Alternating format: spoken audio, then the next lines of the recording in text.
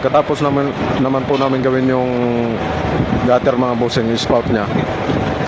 So ito naman po sinunod namin mga boss.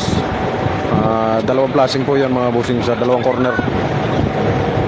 So yan, hindi po kami masyadong nahirapan dyan mga bossing kasi dalawa po kami nag-isip niyan ni Kuya Alan, kaya nagbigayan po kami ng idea, kaya medyo mabilis lang po gawin yan mga boss.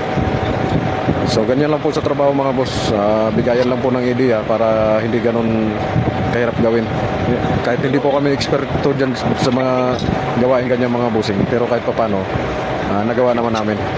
Nagampanan namin yung dapat naming gawin. So yan lang po mga bossing.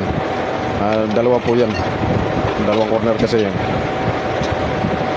So nire-rebit lang po namin yan mga boss. Yan lang po yung gamit namin dyan. Tapos doon naman po sa taas, fix screw naman po yung gagamitin po namin dyan sa pagkapit.